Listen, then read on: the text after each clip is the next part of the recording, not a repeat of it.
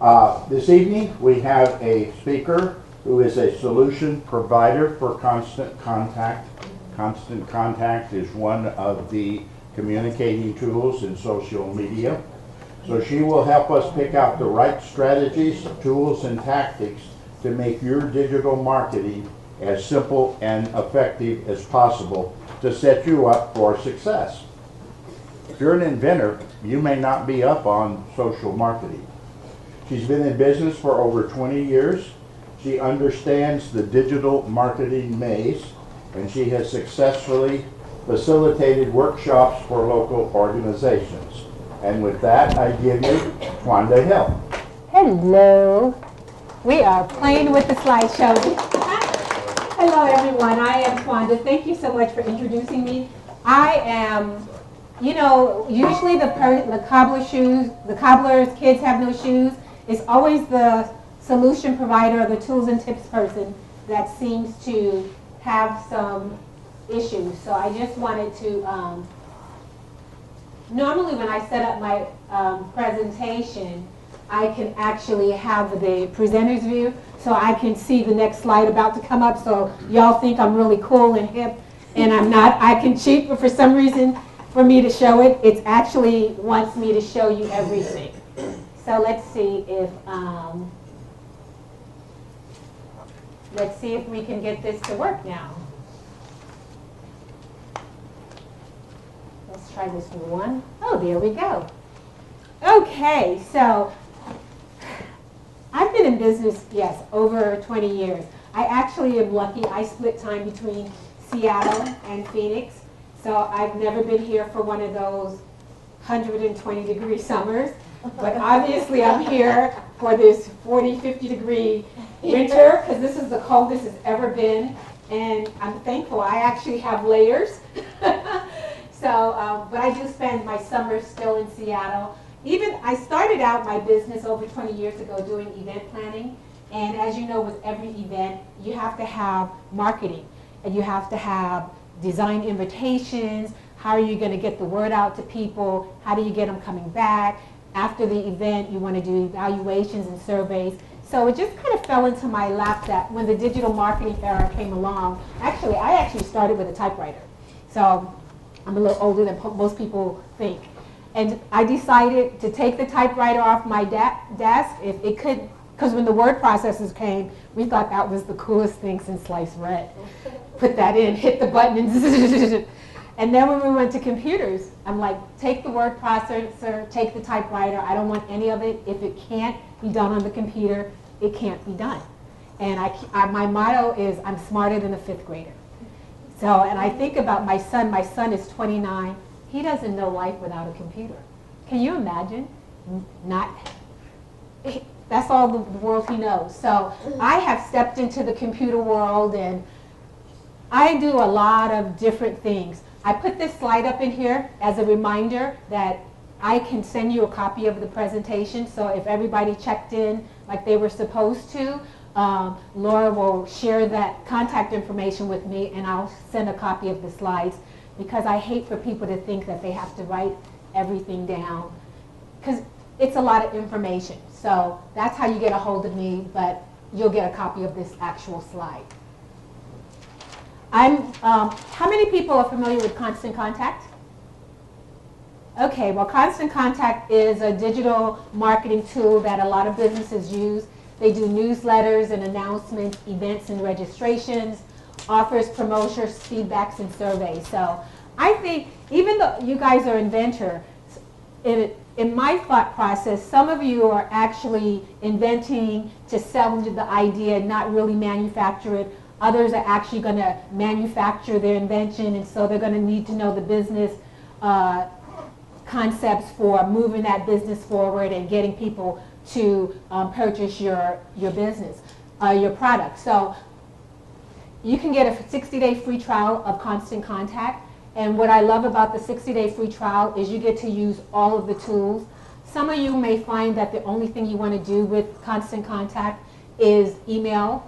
And the reason, and I'll get into that later on all the fun things and why, you know, email isn't dead. But you can get a copy, a free 60-day trial if you go to my website, Twandahill, www.twandahill.com, you will get a link to get your free 60 days. So today we have a lot we're going to cover because social media there's a lot to it. And so sometimes you might feel a little overwhelmed. Where do I start? Where do I jump in? How do I jump in? So I'm going to cover quite a bit. I'm going to breeze through it. So we're not expecting anybody to be experts at the end of this session. But what you will have is a familiarity with the terms so that if you're talking to someone like me, you at least maybe know a little bit more about what you should be asking, what the questions are, speaking the same language. Or you may decide, you know what, I don't even want to know any more about it. I'm going to hire someone like you just to figure it out for me. So you have many options. So we're going to cover small business marketing today, setting marketing goals, choosing the right social media platform. We don't want to forget email. A lot of people say email is dead, but it's not. Branding consistency, and I don't care what you're doing, you need to be consistent in your branding. And then Laura and I, when we met, I actually went to the website and looked at the website, and she said, you know, we want to update it a little bit. So I actually went in and updated the website for the organization. So just, you know, I could tell that it felt a little outdated. And when it comes to web design, I do web design, very simple web design, because we all have realized we have to have a website. But nobody wants to spend $10,000 on a website. So I do some very affordable sites. And I do them for a lot of people, organizations and companies that want to be able to go in and make the changes themselves. Everyone keeps saying, oh, get a WordPress site. It's really quick. It's easy to do. It is easy if you understand some of the concepts, but if you don't, you need to stick with the Wix, the GoDaddies, those drag and drop. What you see is what you get. And the great thing is that their templates are getting updated all the time, and so they're starting to look more like the WordPress sites, but it's much easier to me, I think, for the layperson to manage. So I want to tap into that a little bit. So when we think about marketing, years ago, we used to actually start out with 10,000 people. You get the word, narrow down, and then you end up with 100 people at your event or, you know, your opening. But the advent of social media has allowed us to flip this funnel. And now we actually get to start out with 2 people, you tell a couple more people, you tell a couple more people, and it actually works to our advantage. And it's affordable so that small businesses and small operations and startups actually have an opportunity to compete, because otherwise you have to have huge marketing budgets. Think about when you had to mail out 10,000 postcards. Who could afford that and the event? So the social media aspect has really opened up a lot of doors, and it's given us an advantage. It allows us to connect one-on-one with our clients, our potential clients, and you get to be yourself. If we all had an enormous budget, then it would be no big deal for us to be able to hire a staff person and they could dedicate their whole 40-hour week to social media. But most of us can't afford to do that. We got to dabble a little here, a little there, and determine what's the most effective way. But the great thing is we get to use our personalities. We get to be who we are. If you're a little quirky, you get to have posts or emails and conversations and communications that really represent you, because people like to do business with people that they like, that they can establish a relationship with, and it's a little more personal. You know, if you think about going to McDonald's, Burger King, Wendy's, whichever is the closest one, the easiest one to drive into, I don't care. They're pretty much going to have something on their menu that I like. But when it comes to businesses, we want more of a relationship, more of a connection. And social media allows us to do that. When we think about marketing, at the core of marketing, we just want results. So if you're looking for investors, if you're looking for people to purchase the product, you might be having an event, you want people to attend it. We want a result. And the type of result Could be many. It could be clicks. It could be downloads, visits to the office, reservations, appointments. There are many things, so there's not just one thing people are looking for. But what we know is that in all of the results that we're looking for, it's going to drive some type of revenue. Because most of us are in business to make money, to sustain the business, make money. So you have to have a way to drive your results. So one of the easiest way to do that is to set your marketing goals. Who are you trying to reach? What's your target number? So many times I say, who's your target? And they go, everybody. Well, everybody's not your target. Everybody may buy the product. We all buy hamburgers. We all buy turkey burgers or some kind of burger, but everyone's not your target. So you need to really define who is your target. And once you do this, what do you want them to do? Once you find your audience, what do you want them to do? When do you want this accomplished? If you set those goals and put them in bite-sized pieces so that you can have a sense of achievement. Increasing, you're trying to engage with other people, drive new business. I just wanted to keep these words in your forefront. You're trying to reach out to people, but all these are the actions that allow you to drive, to get new business and to achieve your goals. And when we think about goals and we think about the actual results, the piece that bridges the two pieces is called a call to action in social media terms. So think about that. How many of you put out newsletters now? Monthly newsletters? Nope. One? Who's posting? Two? Facebook, Twitter, who's tweeting, who's doing social media posts? Okay, there you go. And so when you post, are you just posting because you don't have anything else to do that day? What's the reason that you're posting? Do you want a call to action? Eventually we do, because that's why we spend our time getting to know people, building these relationships. Here's a Half Moon Yoga Studio. They wanted to have, their goal was to encourage previous members to increase class attendance, to get an average of 10 attendees per class over the next 3 months. So the goal is very simple. And how do they get people to do these things? The call to action is to view the schedule. Because if people don't know what the schedule is, how are they going to know what they want to attend? So it's not always this big, complicated piece. Bite-sized pieces. I'm a bite-sized piece kind of girl. I've been a solopreneur over 20 years. And at times I have contractors that I pull in and I work with, but most of the time it's me, my family, my circle of friends.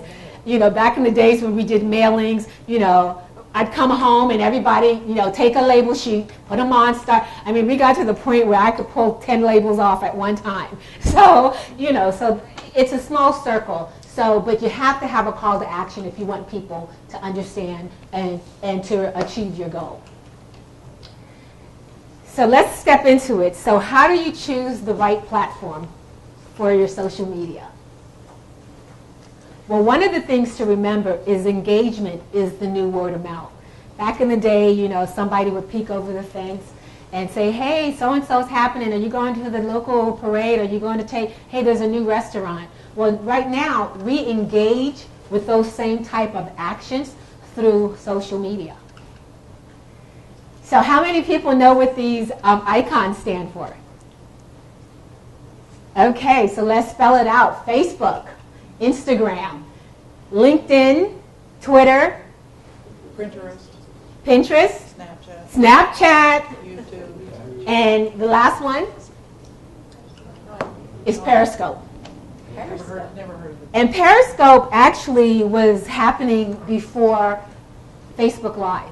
So you could video chat, you could do live video streaming, and even though Facebook said, hey, wait a second, we're not going to lose our audience for live videos, a lot of people still use Periscope because with Periscope, I don't have to know you for you to see my video. You can go into Periscope, and if you have an interest in marine life, you can put in marine life, and when someone posts a video with the right keywords in marine life, you'll get a notice to go check it out.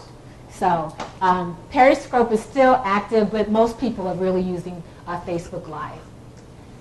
The interesting thing about these social media pieces is that they all do certain things. Some are just straight networking, some are photo sharing, some recorded video, and others do live video. And so I have this little chart together so you can see which ones do what. And these are just a few, because this doesn't include Google+. You know, every week there's something new coming out. And I would rather be a master of one than a jack of all, because do one, do it right. Now, one of the things I do is that, like when these sites came out, I went in and snatched my name, even though there's a couple I don't even use, but I have the name in case I decide I do want to go use it. So think about that. You know, take 30 minutes and go into the different sites. At least sign up for an account with your name, because you want similarity and consistency in your names. So, lots of options. Are you making the most effective decisions? The couple who are doing Facebook, why are you doing Facebook? Do you know why? Business. So, is that where your business, your clients are? Because it's important to know, because if your clients are on Twitter or Pinterest, you may want to spend more time in those areas. So when you think about Facebook, Facebook is set up, it works really well for business to business, business to consumers, and nonprofits. Posting photos, video links. You know, when Facebook started out, most of us were not on it. The younger kids were on it, but then, you know, I have a grandson. If I want to see pictures of my grandchild, guess what? I have to be on Facebook, because that's where they're posting them. We actually have a family group page, so we don't have to worry about our family information just being out to the regular public. You can go into Facebook, you can segment different your list different ways. But if you have a business, you want to make sure you have a business page. And the way you know if it's a business page or a personal page is because you're able to get insights from the business page. You're able to see what time your post went out, what people liked it. After you get 100 likes on your business page, you can see the demographics. My demographics is high in 45 to 65-year-olds. So if I had a product that was selling to teenagers, I have an advantage, because if it's the parents that have to buy the product, they're seeing it. But if I want the kids' attention and I want them to be headacking the parents to buy it for them, they're not going to see it, because that's not the demographics that I seem to cater to. It tells you what country the people are in, what likes have the most views. It tells you when things are shared. So that's the great thing, is that most of these social media platforms have a way to view insights, so you can measure the effects of what you're doing. The frequency of Facebook is one time a day, or you can do once a week. Whatever you decide to do, just be consistent with it. And the business benefit is that it does now have an advertising platform, and most of these programs are free right now, but eventually they're going to go to pay to play. And the reason is that you can go in with the pay to play and target specifically what clients you want. If you want to put out an ad and you want it to go to inventors that are in a certain demographic area in Arizona, you can select that. If you think about your target audience and there are people who view the Oprah show on a regular basis, you can go in that specifically. You can go in and ask for people that are connected to chambers. So you're able to really go in and define where your advertising goes. Because right now, on your business page, if you post something and it comes back and says, hey, do you want to boost this? It's $5 and you'll reach 9,000 people. You don't want to do it that way, because you may get 9,000 people, but where are they? Who are they? So if you're going to spend any of the money on advertising, go inside of Facebook, set up the actual advertising platform, create who you're targeting. You can tell it how much you want to spend, how many days you want it to run, and it sets up automatically. But one of the keys to remember is that you have to have more imagery and less text. Twitter. We've had enough Twitter to last us a lifetime, but Twitter works really well if you're in the entertainment industry, if you are a technology, household products. They have they up the characters, I believe, from the 140, but Twitter is quick, is fast, is happening, and if you're really using Twitter, you are actually posting 5 to 7 times a day. So, do you have that time? Do you have that bandwidth? Think about if you have an option of choosing multiple platforms, think about what your bandwidth is. LinkedIn is great. LinkedIn actually started out as a way for business professionals to be online. But as business owners, what you can do is if you post on a regular basis and you start posting articles, what you do is you create yourself as an expert in this industry. And so people who are interested in that area, they start following you. If something is happening in town all of a sudden in the media and they want to know something about the new trend with inventors, if Lori is posting about inventors, organizations, and trends on a regular basis, who's the newspaper going to call? They're going to call Lori. So I suggest you have a LinkedIn page and at least get it set up your areas of expertise.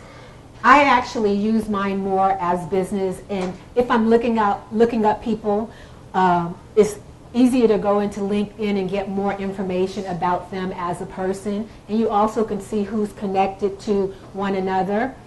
And also when it comes to marketing, a lot of times we spend money constantly reaching out, trying to get new people.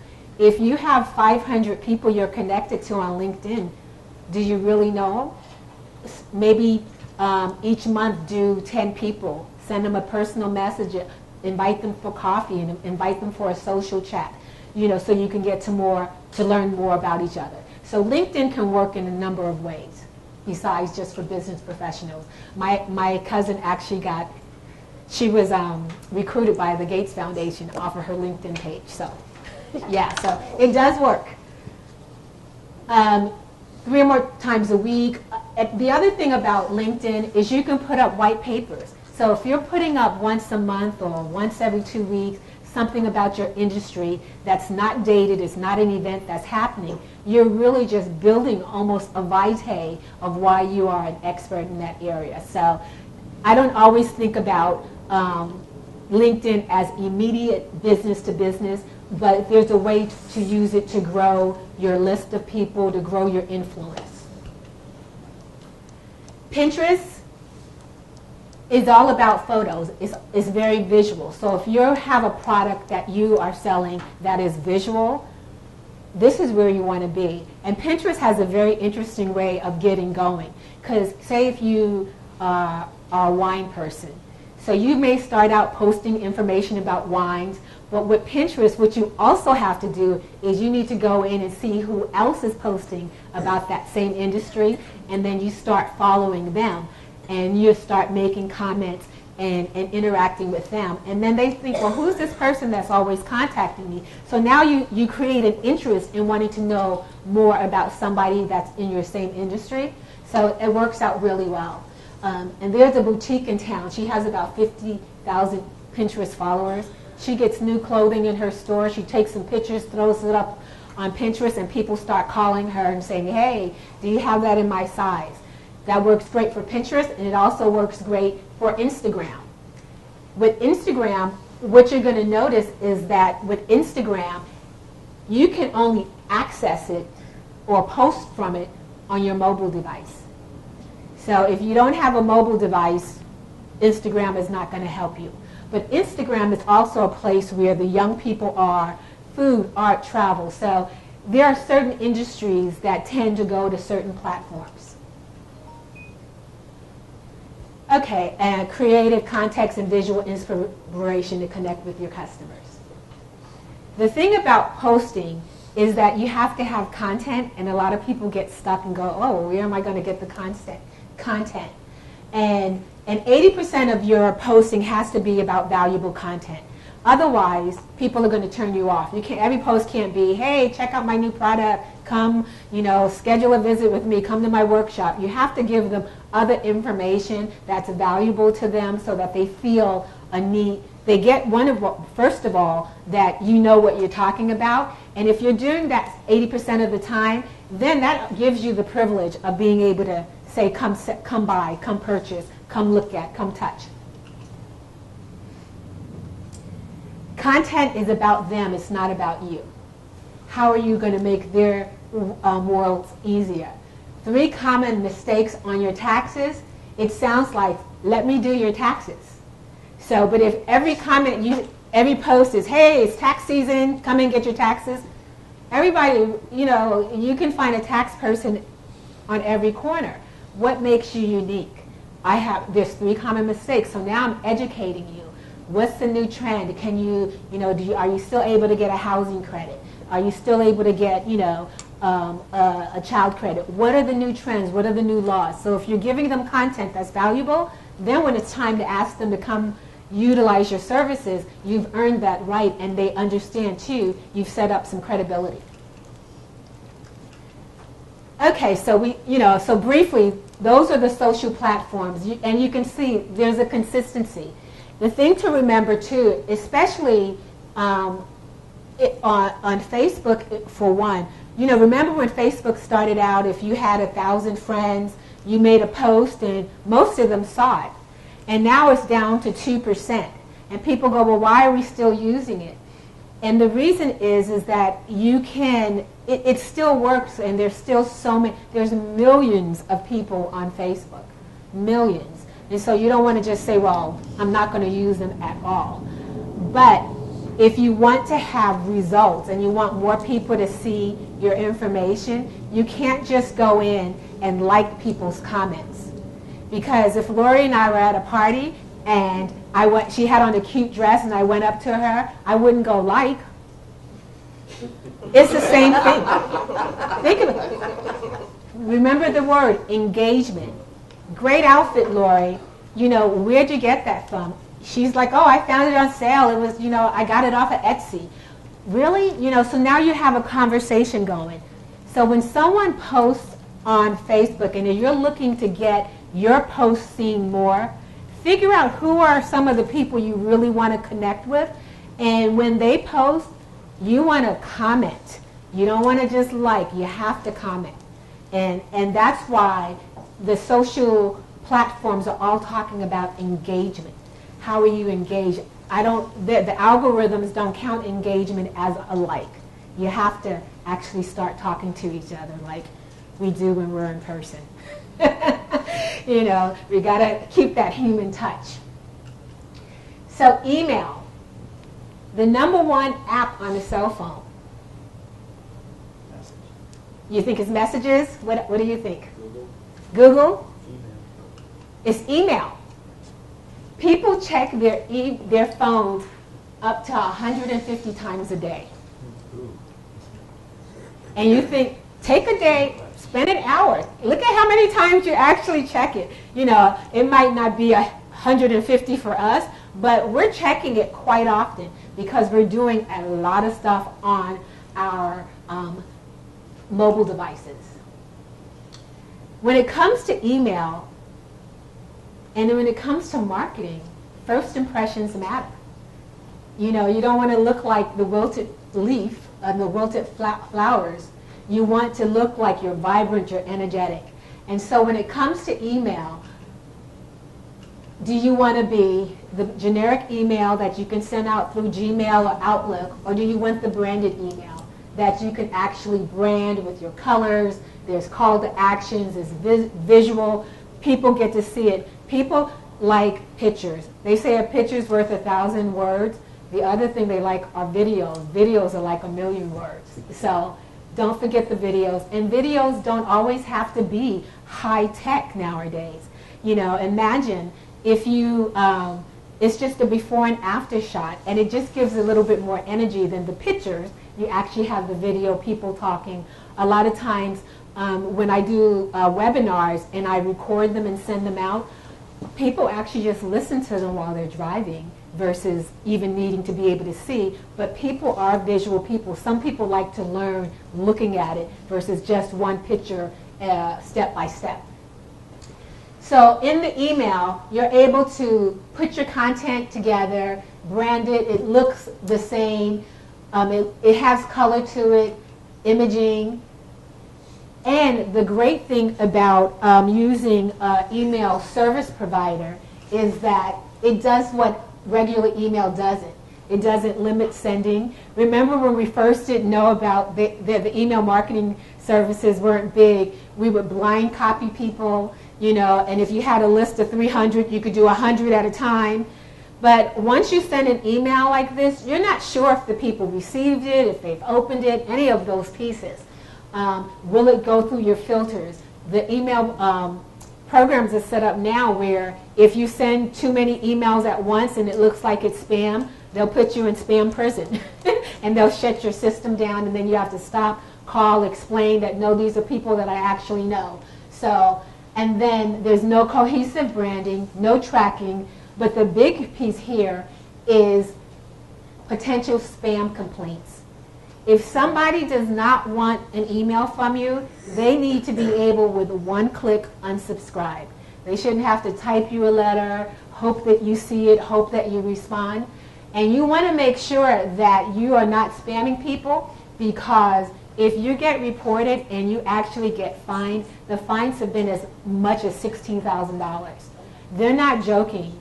And so, and even to, like, you come together in a room like this, and you're networking, and just because someone gave you their business card doesn't mean that you should add them to your list.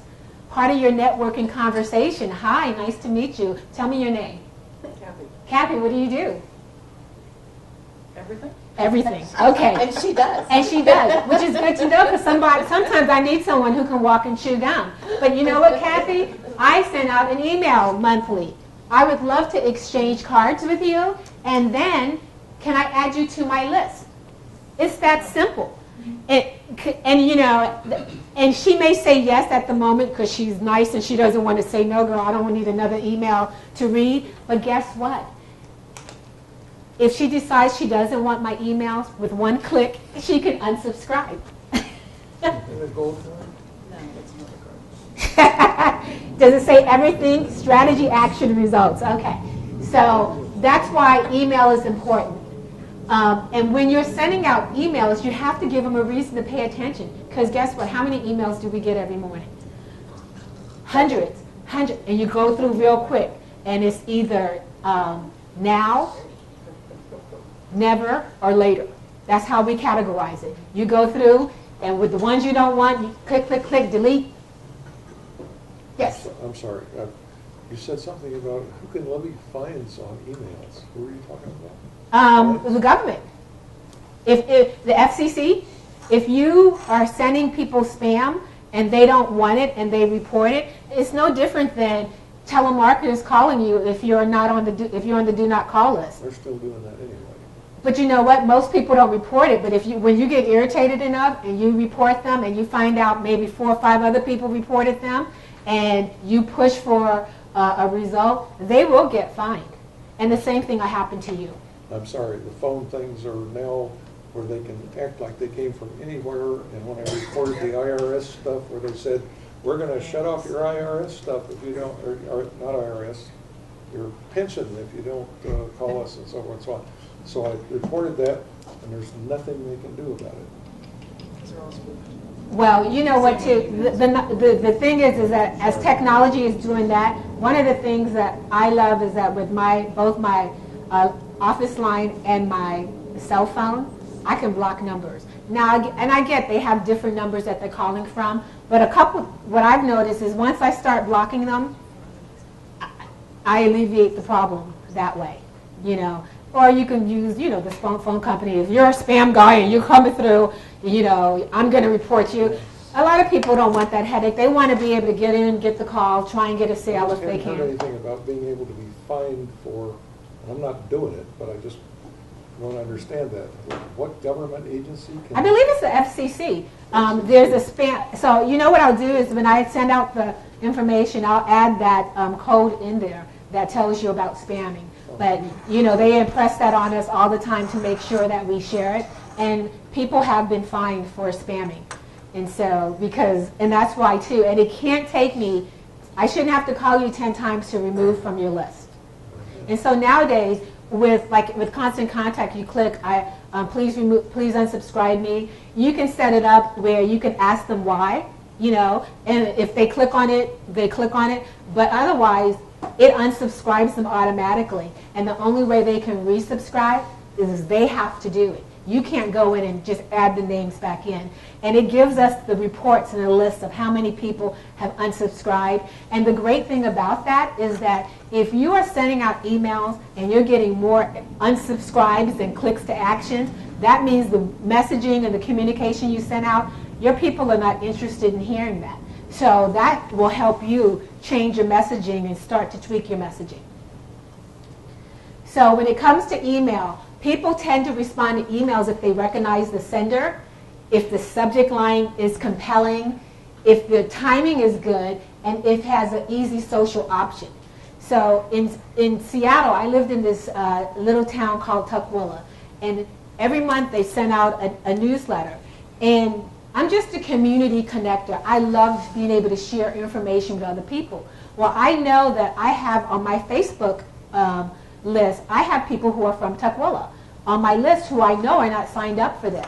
And I called them and said, hey, you know, if you guys want more, if you just add the ability for me to share this socially, I'm happy to share your information.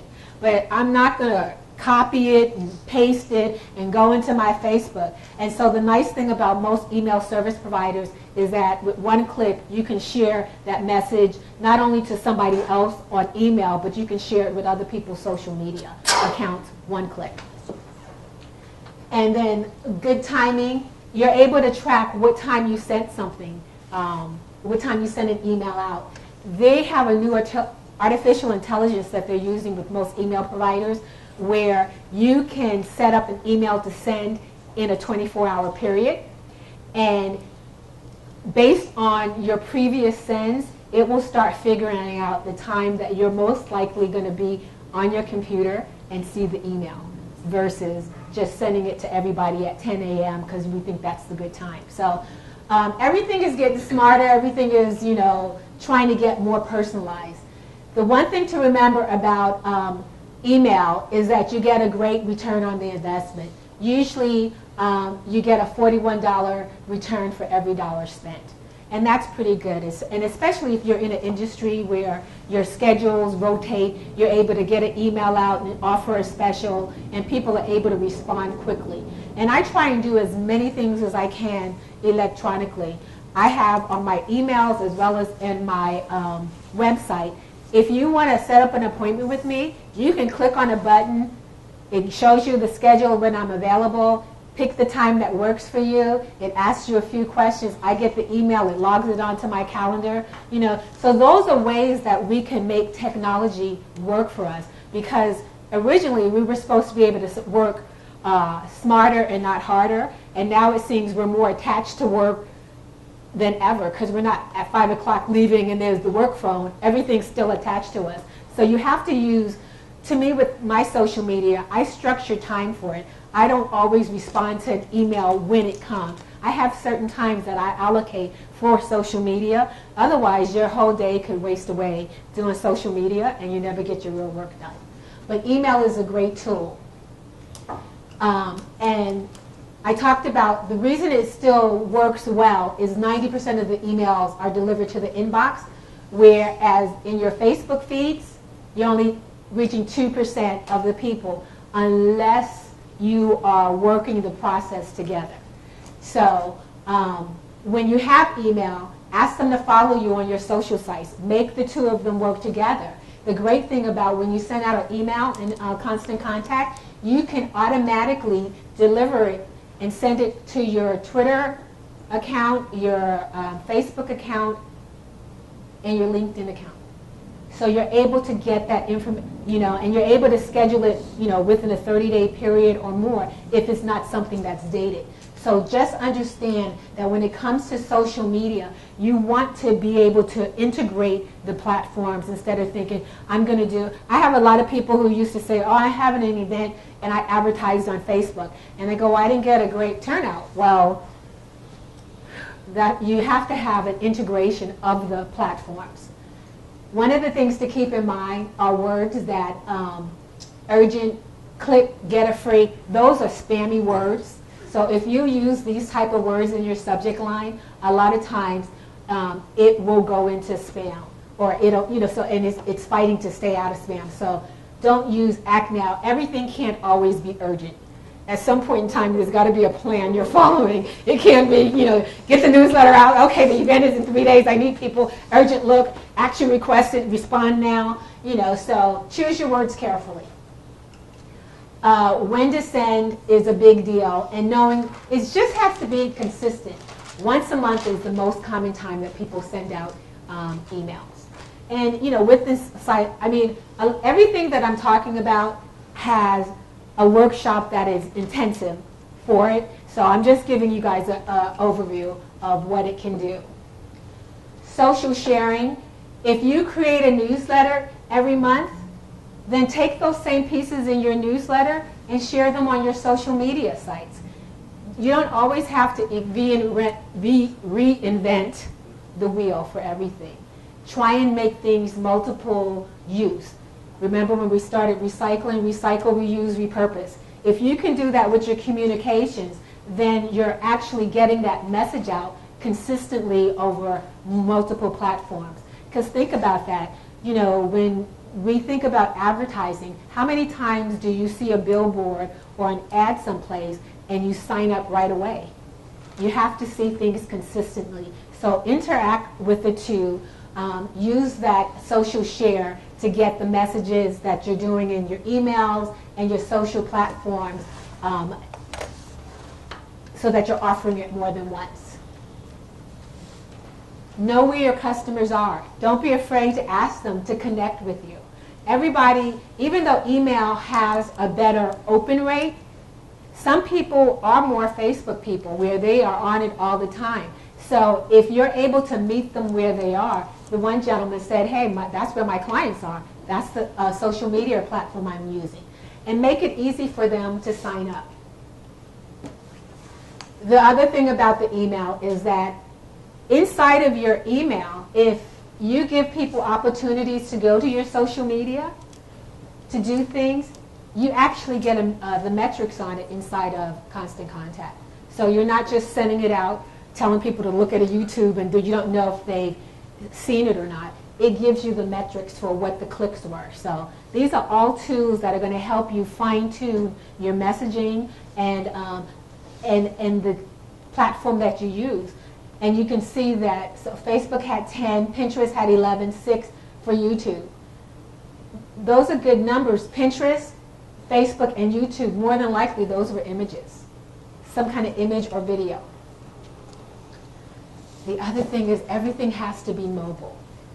If you're sending out an e-newsletter, how does it look on a mobile device? If you're setting up a website, how does it look on your mobile device? Those are all the things that are important, because if it looks funky, people are just going to eliminate it. Single columns work best when keeping things mobile, and then using larger font sizes. I don't. If I have to squint to read it, if I took my glasses off, you guys would just be a nice rainbow blur. So I don't want to have to fight to read something. If it's too small a print, I'm not going to bother. If you're dealing with mature people and you're sending stuff out in 10-point font, I can guarantee you some folks are just going to delete it. Okay. And these were just some other statistics so you could see just how popular the mobile device is. So keep that in mind. Email and social media, they go together. You actually increase your engagement by 73% more because it's using both systems, both multiple platforms. You get more customers and more business referrals. So it does work. And like I said, choose a platform, start with one or two. Don't try and do all 5 at the same time. Pick the ones that seem to work best for you. Branding. So consistency is the key. Think about if your Facebook site, if your Pinterest site, your Twitter site, everything looks different. So when I look at it, I don't know that it's you. So branding has to be of utmost consideration. It's what allows the customers to remember you, and I call it the DNA of your business because it's your design, it's your name, it's your audience. You want to stay consistent. You want to stay consistent. Look at those brands. Who doesn't know those brands? They don't have, there's no messaging, no words. You know the brand. You want to get to the point where your brand is the same. Whether you're on email, whether you're on websites, Facebook, you want to be consistent. Images of your businesses and your language also has to be consistent.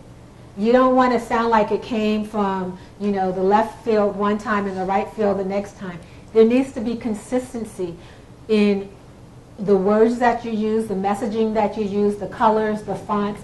Think of all of those things as you're thinking about branding yourself. And then I did just a quick pull-up of my information. And you can see they're all similar.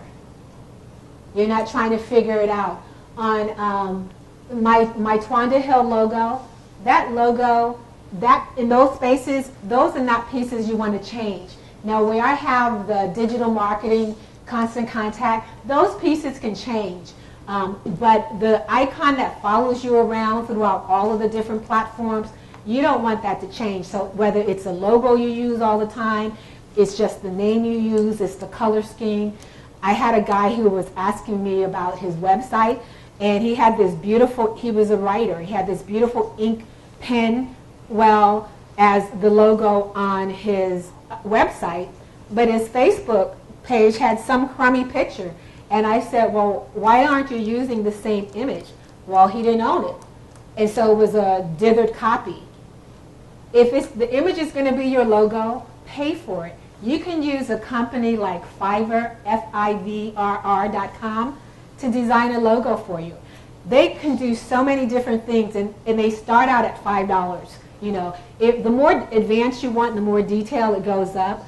But they also have contests where you can do, if you're not sure what you want the logo to be, you can give an outline, and they'll provide 10 people, and then whoever you pick is the one that gets paid. So there's definitely affordable ways to have a professional image and a professional look. Yes. Mm-hmm. So I understood from you that we shouldn't be changing our picture also on our page. Use the same picture the whole time on all social media. Whether it's the picture or it's the logo. So if you look at Facebook, right here where it's my logo, that needs to stay the same. You won't find on my business page my logo one day, a picture the next day. Understanding, but how about your personal picture? In your cover page, you see how I kind of combined that so it can be in there? And I use my picture right now. You know what? Because if you got decent looks, use it till you lose it. I have a unique name. I have a unique look. Utilize it. I may be 75 years old, still use this picture. The same picture. Yes. We were instructed before that we should be changing the picture, our personal picture on social media, so we can have more people, have more people see it. No, but how will they know it's the same company if they see different pictures? I like that because I don't like to change my Right. Now, up here in this place right here, you can put multiple pictures. You can change things around. If you want to showcase, there's some diversity or whatever, there might be some other aspect that is important. You can show that in other places, but when that icon moves around, you want them to know it's your business. You would never see McDonald's have their M blue, except there is a blue one. I saw it. Where did you see it? Prescott. Who? There's one in Prescott. Really? See, I've never seen one in the U.S. that was a different color. I think I was in Greece, and they had a purple or a green one. It's blue. Yes, which is so unusual. And then here's just the emails, 2 different emails that went out. So it's still the same look. You're giving people the same look. You don't want to have to guess who you are. And then, how are we on time? We're good. We're good. Yes. So I'll have time for questions and stuff. Oh, yeah. So websites. So one of the reasons I started doing websites is because as I was working on different marketing pieces for clients, their website was very techy. It didn't have a artistic feel, because a lot of the web designers that are coders, you know, they're very technical, but they may not have the art flair. Well, the great thing now is that with a lot of website designs, you don't even have to have that ability. You can do the what you see is what you get and drag and drop. And so I do very simple websites. So Bill Gates, he said, if your business is not on the internet, then your business will be out of business. And that doesn't mean that you have to have everything and have this super extensive website. But most of the times, if I meet someone networking and I want to know more about their business, I'm going to go and look up their website to see what it says, see what they do, kind of get a feel for them. So you need to have some basic information. Because the website is not really it's not really about just what you're selling or about you or your company. It's about the prospects and investors and being able to, clients being able to go and get a clear, concise picture of who you are. So that's what you have to think about. The other nice thing about a website is that if you're posting on social media, nobody's going to read a 10-page Bible. Nobody's going to read a really extensive newsletter. But if you want more information, you can send them to your website where they can download PDFs. They can access more information. So think simple, but you have to have it. The other thing, when it comes to websites, a lot of people, when it comes to email, are using Gmail addresses, or they're using MSN addresses. Believe it or not, some people still have AOL. So even if your business is, say, marketing, Inventors Association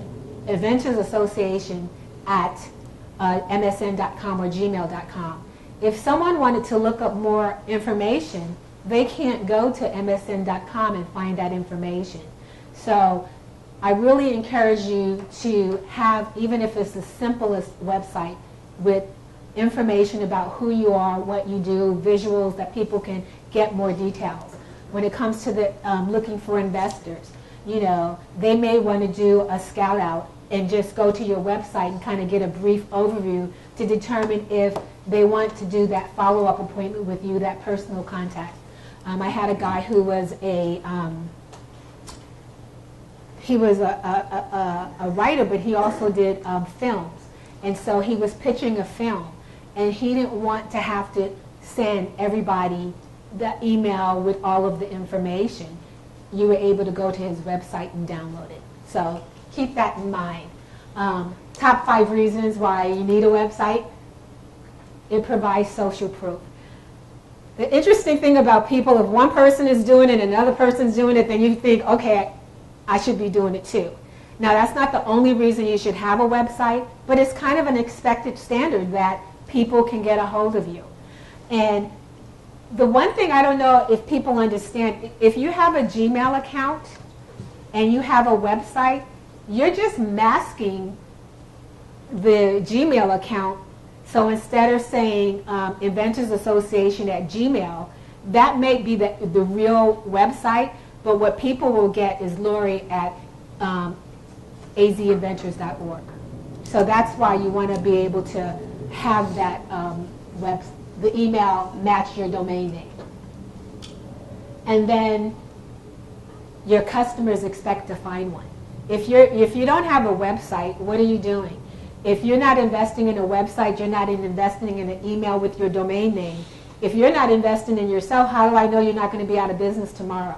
You could just be fly-by-night. People don't want to get stuck like that. So make that investment in your organization or business. It's really easy to do. The great thing about websites now is you don't really even have to know what you're doing.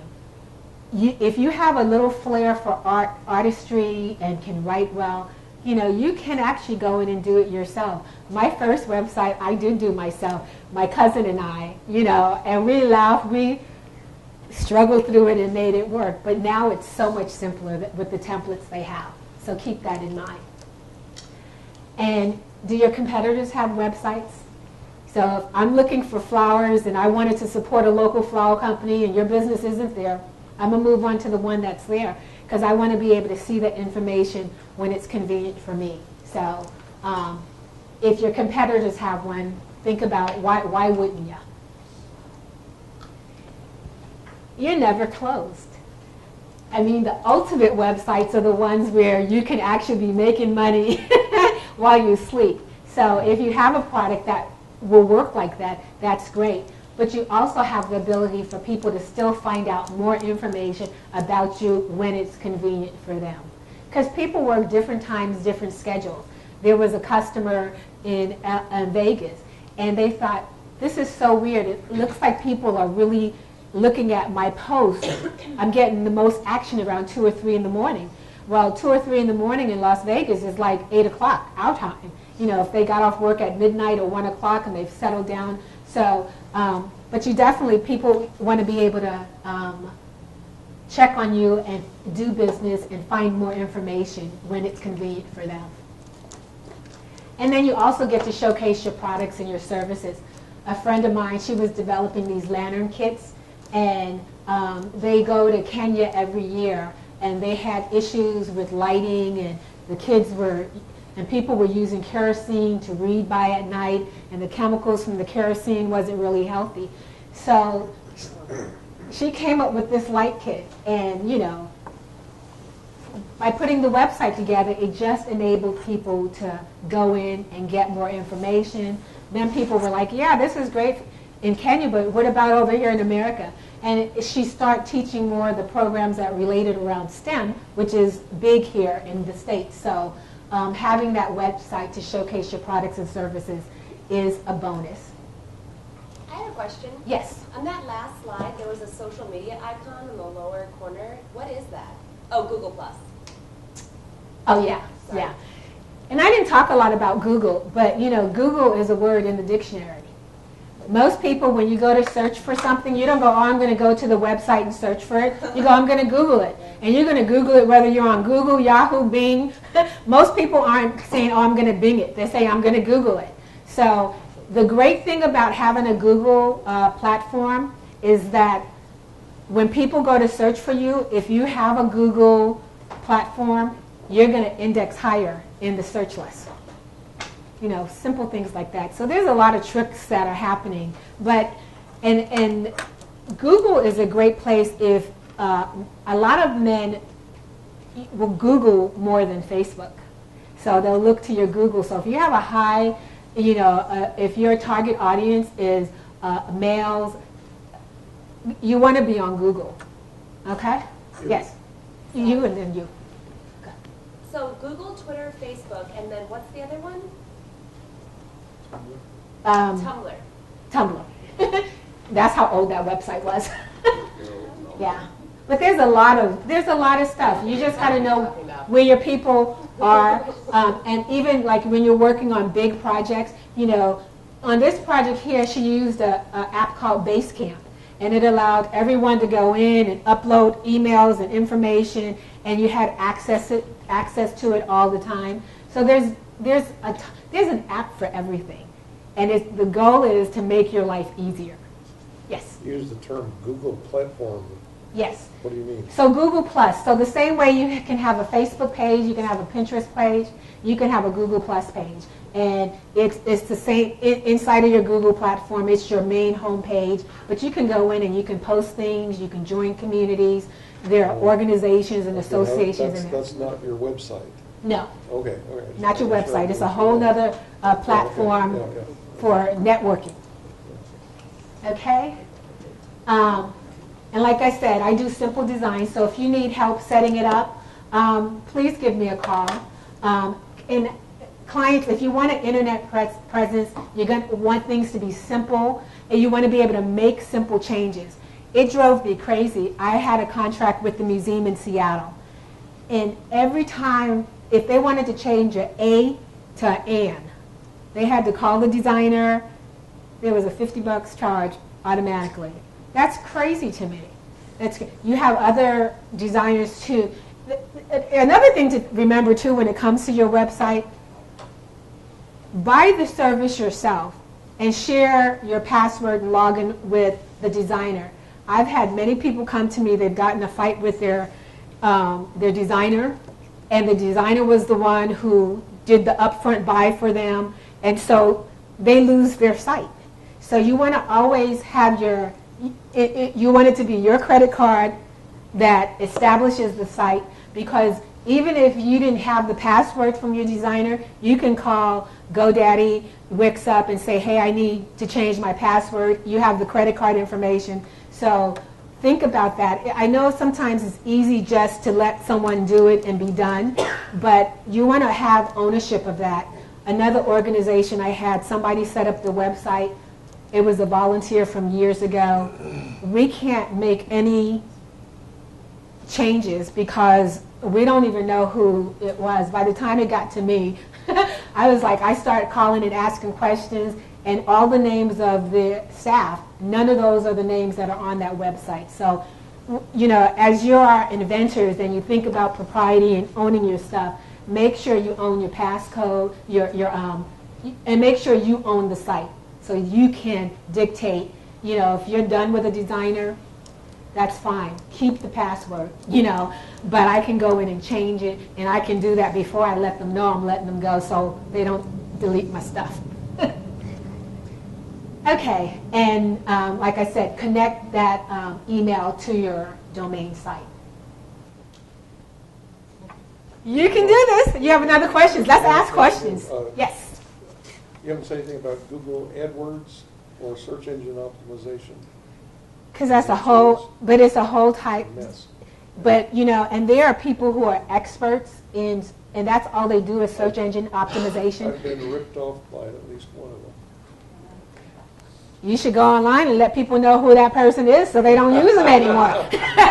Do a review on them. I can do my own as well as Yeah. I think. Now, one thing I did notice is that the AZ organization, Inventors Org, it needs some SEO because it's not the first thing that comes up when you put in Arizona Inventors. So, and all the search engine optimization is it gives you have keywords that are behind the site that represent your business. When it comes to setting up your website, you want to use as much of those keywords in your text, but also you just want them behind the scenes so that when people are looking for inventors, if they're looking for a certain craft, a certain industry, because you have those keywords in your background, your site rises higher. So there's a whole lot. There's so much. I could talk about this till tomorrow, and we still wouldn't have everything. But I just wanted to give an overview of, of social media, hopefully take the mystery out of it, and know that, there are people like me who, I get it. Because I'm a business owner, I get it. People don't have a lot of money to spend on marketing. And I can guarantee you there's always one client that you're working with because you know they're going to get there. And when they get there, they get paid, you get paid. You don't do that all the time. But, and there's tons of questions. So if you have questions along the way, I do have my business cards up here. Happy for you to take one. You'll get a copy of this presentation. And I do a ton. I'm almost like you. I do a ton of things because I just have a passion around the computers. I'm a little geeky, and I'm okay with that. And so I even do sessions where you can schedule a 90-minute session. We can connect the computers, and we're actually sharing and walking through the stuff. Because what I have found is sometimes people come to a workshop, they take the best of notes, and when they get back to the office in front of the computer, they have forgotten everything, where to start, you know, if you have a small group that you're trying to bring up to date or work on a project, you need someone to come in and consult with you and help guide you, you know, please give me a call. So, yes. Can you explain a little bit more about Instagram? Mhm. That's something I'm just not that familiar with. And Mhm. when would you use that? So Instagram is definitely, you can actually sign up for an account on the computer, but you can't get on the computer and post the pictures. So Instagram is very mobile. So say if you're a plumber and you get to a job and you know there's flooding, you take a picture, then after it's done you take a picture, you say a before and after. If you're a landscaper, if you're a designer. So being able to take those pictures right there in the moment. If you have an event coming up and you have some great photos of it, that wow people, you can start posting them, but it all has to be done mobilely. Even though they have dashboards that you can do that allow you to go in and post to multiple social media accounts at the same time. And it will allow you to send the information to a holding space for Instagram, but you still have to go onto your phone to push it. So would Instagram be something that the younger people would be more likely using that? So if your target market is the young people? But younger, but also too, say if you're doing things that are visual, if you're a caterer and you have beautiful food displays, if you're a florist, you know, if you have clothing you're selling, if you have things that are beautiful to look at, you know, yeah, sending those pictures or putting those pictures through Instagram, it's instantaneous. Click, bam, it's uploaded. Click, bam, it's uploaded. You don't have to spend a lot of time thinking about it. And then, you know, you want people, if they want more information, you will have like a short URL or something that you can add in that takes them back to your website or takes them to join your mailing list. Because you still want people to be able to go to that next step. Anytime you post on anything, if you want people to do something, you have to give them that way to do it. And you always want them to be able to come back and find you. And I do believe on the Instagram, on the profile page, you can actually put, you know, your tag name. You can put your website on there. The same thing with Twitter. Twitter will have your Twitter handle, but you can even put your website. You can put in there how people join your email list. There's some real estate that you can work with because you want people to be able to easily find you. Yes. Who else has a question?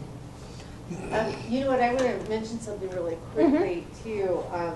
With all of the social media, all of websites, anything on the internet, you as inventors do not want to reveal your product unless you're protected. Absolutely. Because if you put it up there, it's public disclosure and you will no longer be able to act. So we did have somebody a few weeks ago that had his product up, you know, on the internet and he wasn't protected. And he had no idea, you know, that would ruin his ability to protect his patent someday, or protect his product someday. So just so you guys know. You know, a lot of things too with inventors. A lot of inventors want to license their products rather than manufacture them and try to market them themselves. But all of this is still so incredibly important because you still have to sell yourself. You still are presenting yourself as a business. You still have to, you know, do all of this. People think sometimes, oh, I'm going to license it, so I don't need to look like a business person. That's a big mistake. And you can have different parts of this website stuff locked down. The same way you guys have your membership where you have to have a code to get to certain levels. So if you're dealing with investors and you're able to, once that NDA is signed and you want them to be able to go in and look a little further, then you can give them that login code to get them access to more of the information they need to see. And you protected yourself with your NDA? Okay, so. Well, sort of. As much as it can, yeah, okay. You have to have patent. Can I add a caveat? Yes, please. If you're an inventor and you're going to even license your product, make sure that whatever you post on your own personal name is out there on the internet forever. So no drunken parties. That's right, yeah. No, that's really good. Sorry. because everybody will Google you. That's why I never ran for public Or office. Lester. Yeah, be careful dealing with investors. There are very few ways to legally raise money, and there's lots of ways to get yourself in trouble with the Securities and Exchange Commission. Brian Burke presents every other month how to raise money legally.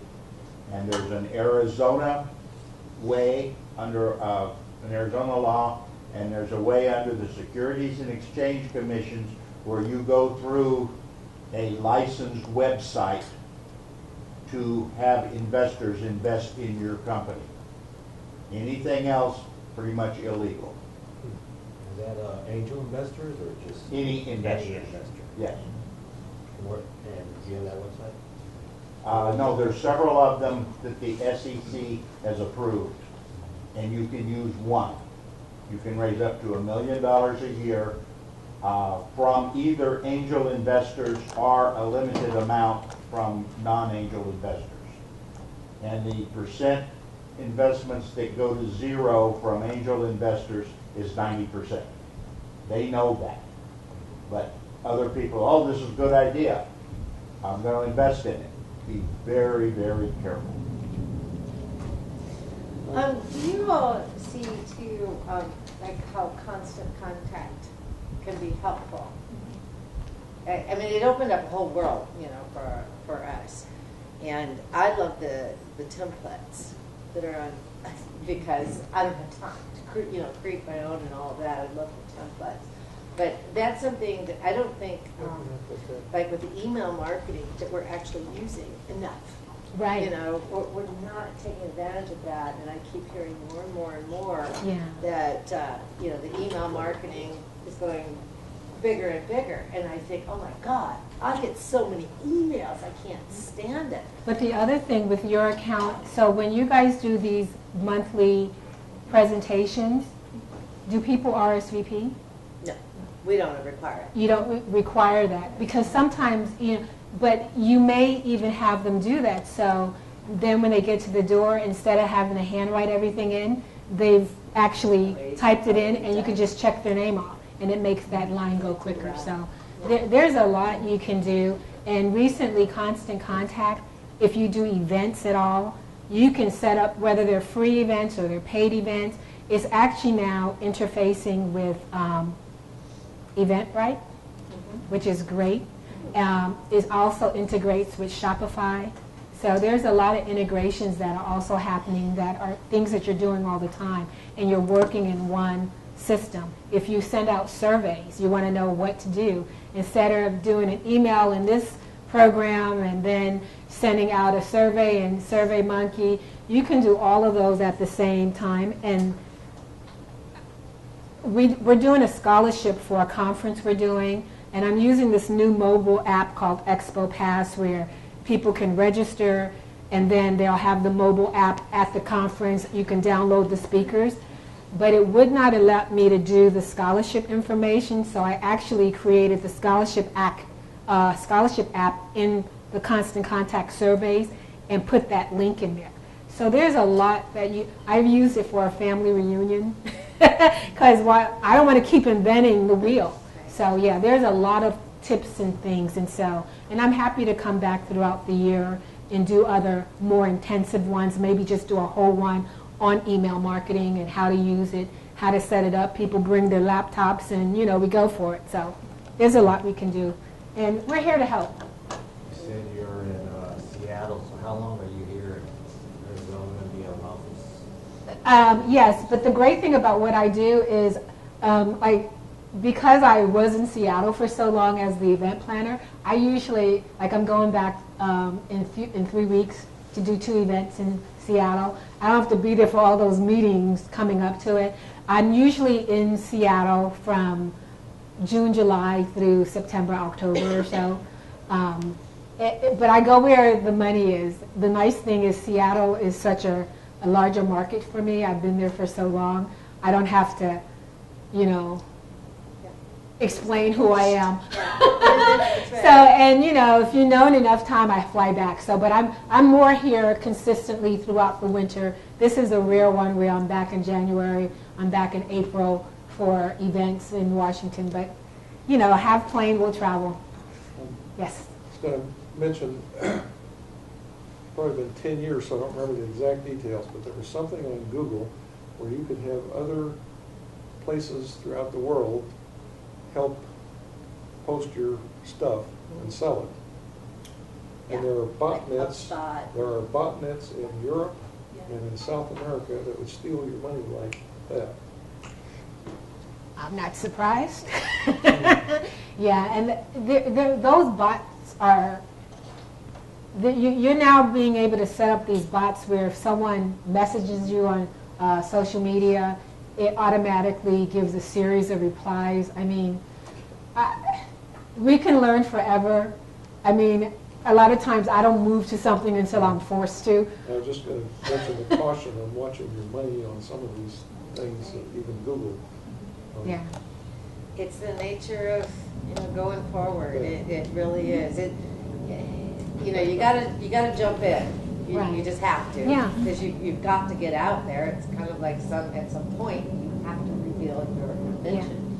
You know, but you have to do it smart and learn as much as you can. 'Cause, you know, as this internet and all the digital world keeps racing forward, you know, there's always going to be idiots out there that try To steal something. To try to do something. And there's so many people who there always will. who buy it. And we just have to keep racing Yeah. forward, trying to block them and go. It's craziness, but it's the world, Yeah. and it's, you know. And that's the one piece that also sets Constant Contact apart, is that they have solution providers all around the country, local solution providers, where a lot of folks are like, oh, I'm not going to invest in a program, I'm just going to do MailChimp. And I've had clients where I've done the MailChimp for them, and yeah, it's free to a certain point. But if you have a question, who are you going to call? You have to send an email, and they'll get back to you in 48 hours, where you can get a hold of me. But you also have the customer service. I mean, Constant Contact is in Waltham, Massachusetts. And like I said, in Arizona, there are probably about 10, 12 solution providers. So the opportunity to get to a local person and get some customer service. And, you know, because when we need something, we need it. It's, you know, one of the things too, and, you know, I'm not here to promote anything, but once I started using Constant Contact for the inventors, I started realizing all the things that they do, you know, all the workshops, local workshops, things that I had never taken advantage of before. So, you know, I'm one of those people that say, yay, Constant Contact, because I've used it, I like it, it's done a world of difference for us. And that's actually why I contacted. Yeah, she contacted corporate and said, hey, I'm looking for a speaker. These are the parameters. And I get a note saying, hey, this group is looking for a speaker. Here's your contact information. It's that simple. They set me here. So, you know, it's something, if you have a business, or if you're, you know, going to be setting up, take a look at some of the things that Constant Contact offers. Because a lot of it is free, and we all need free as we're starting out. It's not as much free as it used to be. Well, nothing is. Nothing is, but you know. Nothing is. But you know, I do workshops. I do it very inexpensive, it's $25. A lot of times, Score, when they have their email marketing workshops, they are bringing in us to do it. So yeah, so we're all over. Yes, and then. Once you get past the 60 days free trial with Constant Contact, how much is it for? So if you just want email marketing itself and you have 500 or less contacts, it's $20 a month. If you have, if you want to be able to do the email marketing, the surveys, the events and registrations, 500 or less is $45 a month. So it's very affordable, and there's a lot of templates. There's a whole tutorial library. There's a lot of information that you can actually self-teach, but there's also, we're here to teach and stuff. And so we used to teach. See, Constant Contact used to pay us to teach, and then they got bought out by Endurance. And Endurance is like, oh no, we're not paying to teach. And guess what?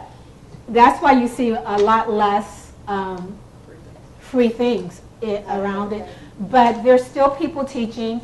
Most of us are charging nominal fees. I mean, they don't even have a structure for how we charge, but we all know that the goal is to get people in, get them the information. We get residuals from if you do buy a subscription, and it doesn't raise your fee. It's just less marketing money that they have, so they pay us to when people sign up. That's why if you do sign up, if you go to my website, it takes you through my portal. But there's no pressure, no pressure either way. You'll need us eventually. Yes. I'm still trying to understand the relationship between you and Constant Contact. You are I'm an affiliate. affiliate. Okay. Mm-hmm. That was the name of the Google thing that I was trying to. Yeah, and you'll see a lot of affiliates with, I do Promo Republic. Promo Republic is an organization, so if you're really stuck and don't know what to say, they actually, per your industry, allow you to go in and they can design. They have templates that you can really alter really quickly. How many of you are familiar with Canva? C-A-N-V-A. Canva is the best program for people who have to design flyers or any little poster things, because they have a free piece to it where you can go in, you can add your custom pictures. They have images you can use. You can use the images and license them for one-time use, and some of their images are only $1. So it's the best program. And I'm not an affiliate. They don't even have an affiliate program, but I absolutely love Canva. And I use it a lot of times if, like on my social media posts, if I want to create a post that has more than one image, it has text, it has a couple of things, you go in, you tell them you want to create a header for your emails, a header, you want a Pinterest template, and it's already sized. You don't have to guess and see, because the one thing is that the one thing they haven't figured out with these social media apps is how to make one size fit everything. And there are some that have a different specs.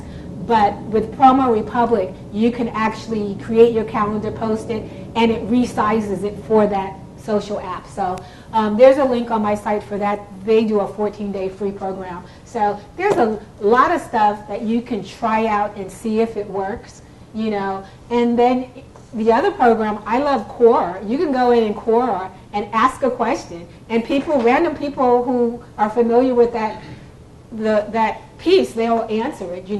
You could say which app do you prefer for this, which app do you prefer for that, and so Quora is more individualized answers, but everything is on Google. You can find an answer for just about everything.